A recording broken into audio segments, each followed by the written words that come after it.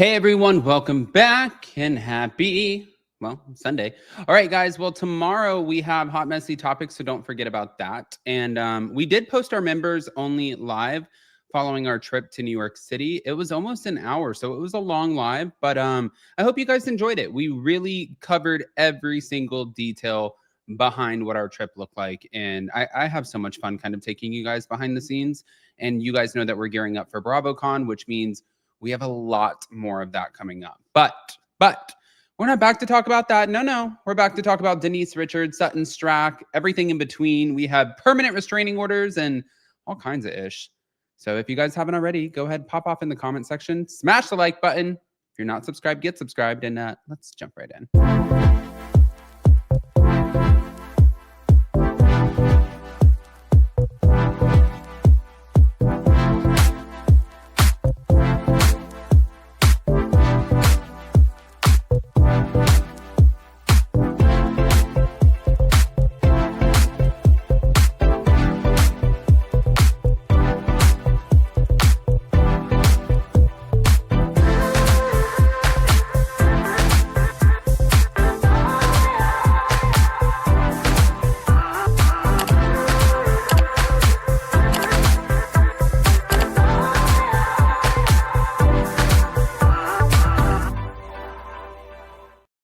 So it's been a hot minute since we've talked about Denise Richards and everything that's been going on with her. But of course, we know these things take time and more information is going to continue to come out. And that's exactly what happened. And this sounds like, well, good news for Denise, maybe not so great news for Aaron Phypers, but we'll get into it. Denise was granted a permanent restraining order against Aaron by a Los Angeles Superior Court judge. This just happened on November 7th. So the order requires Aaron to stay 100 yards away from Denise, her home, and her workplace until November 7th of 2030. Jeez. So he's prohibited from contacting her in any way and from possessing any sort of firearms. In her petition and court testimony, she alleged multiple incidents of physical abuse during their marriage. She said that Aaron gave her at least 3 concussions. She claims that he smashed her on top of the head with the palm of his hand in a hotel in May of 2022 while she was recovering post-surgery. She claimed that he frequently choked her, squeezed her head, slammed her head into a towel rack, threatened to kill her, held his knee on her back, hacked her phone and her laptop. I mean, it just keeps going.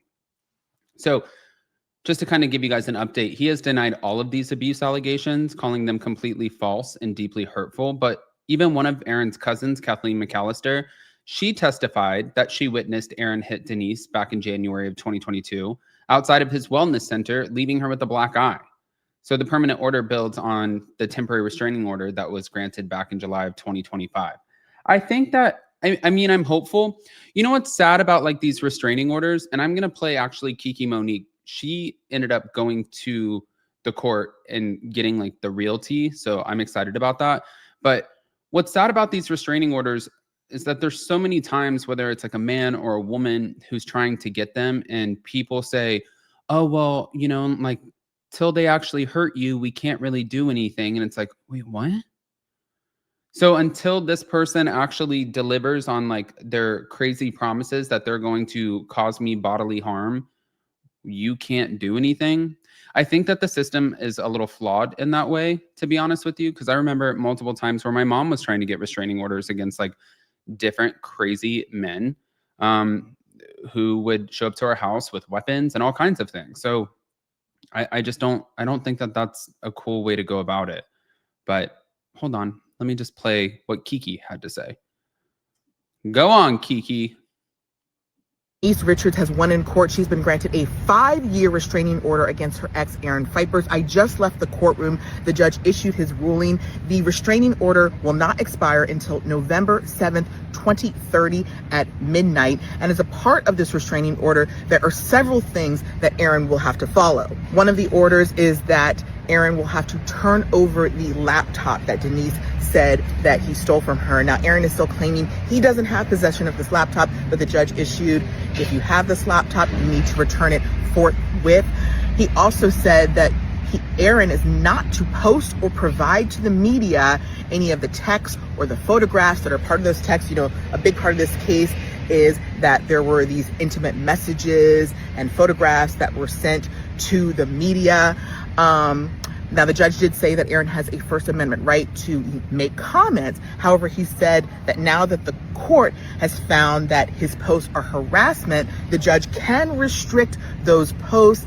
The judge said that Aaron is not to post any further pictures that arise from the videos from Denise's surgery, and that he's to return any of those videos from Denise and delete them entirely from his devices and from his iCloud. The judge also ordered that if Aaron has any firearms, he's prohibited as part of the restraining order from possessing any firearms. And if he has any, he has to sell them or store them with a licensed gun dealer or turn them over to authorities within 24 hours.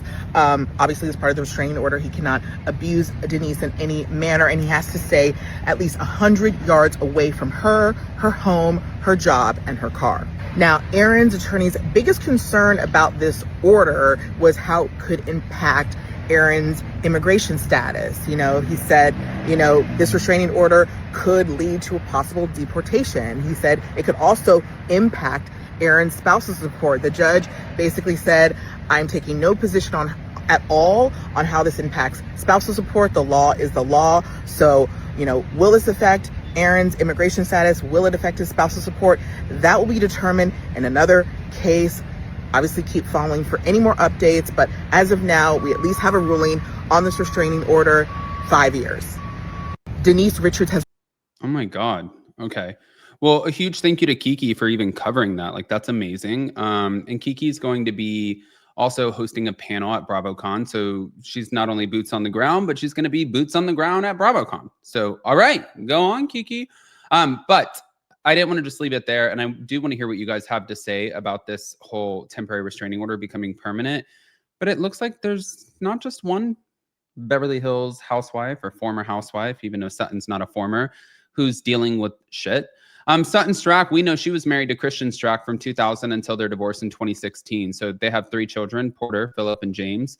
But in her public commentary, she described how early in the marriage, after having her first child, her power diminished and she became financially dependent. Yep. It became sort of like, here's your allowance. So she spoke out about her ex-husband's move to London in 2023 and said that was hard for her, especially for co-parenting their son, and that she is focused instead on her business. She has raised concerns about inheritance when her ex might marry again. And she said, what happens when he dies with his money? Like, I will be watching.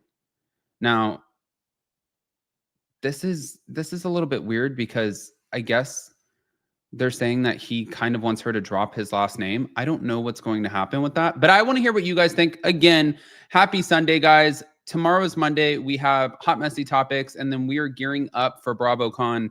Cross your fingers with all of the cancellations and delays on these flights. I don't know how this is going to look for BravoCon this year, but we'll be watching. Love you guys.